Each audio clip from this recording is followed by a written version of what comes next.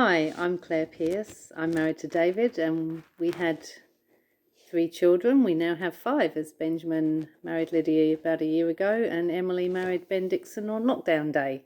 So KBC has been our church family home for 21 years and I'm currently serving on the eldership there. I'm just going to give you some of my thoughts and personal experiences about prayer and fasting.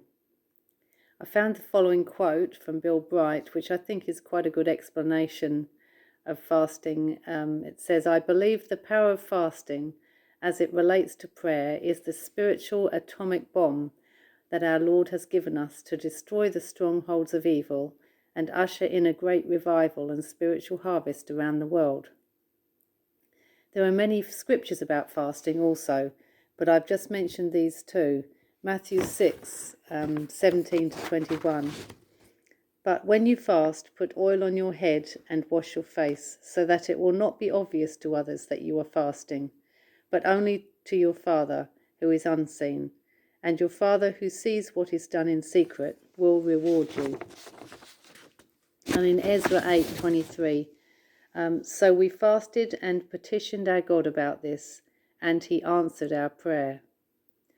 You will notice in both of these scriptures that prayer and fasting led to a reward and answered prayer from God. My personal experience of fasting has been the same.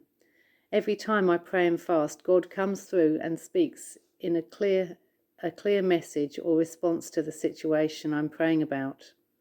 I can't give a theological reason as to why this is, but it does really work.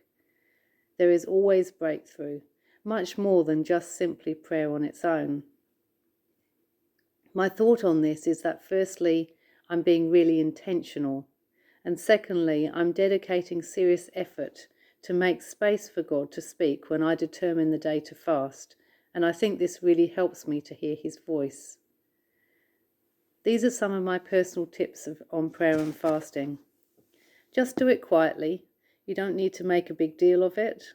I used to make a day a week my fasting day. It did wonders for my relationship with God and is so worth doing. Unfortunately, I have to be more creative now I'm working full time, but I do what I can. It was the same with my prayer time when my kids were very young. Personal space was a luxury, not an easy thing to get then. There are seasons for us all, and our prayer life changes. Funnily enough, God knows that. Be kind to yourself and do what is practical in your situation. God knows our hearts. Tip 1, preparation.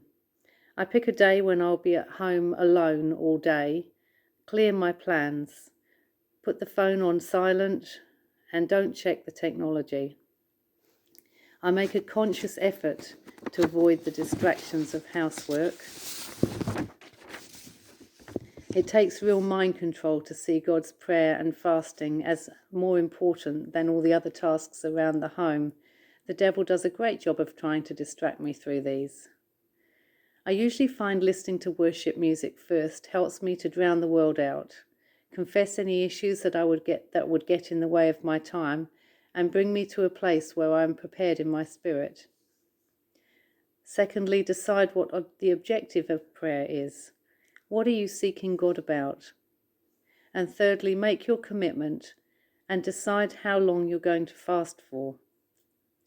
I don't have breakfast and lunch and usually fast through until I have to get Anna from school. I pray at the end of the fast and then eat before I drive with my kids in the car. I learnt the hard way about my safety in driving without food. Fortunately, it was only a small ding in the bumper. You might think, well, Claire's not doing it properly, just skipping a couple of meals. But that's enough for God to break through in things I'm seeking him on. I believe he just wants our attention. So even though I haven't done 40 days, he still knows my request and he responds to that. You do what works for you, because something is better than nothing at all. God always speaks. We just need to give him our attention. Expect God to speak, because he will.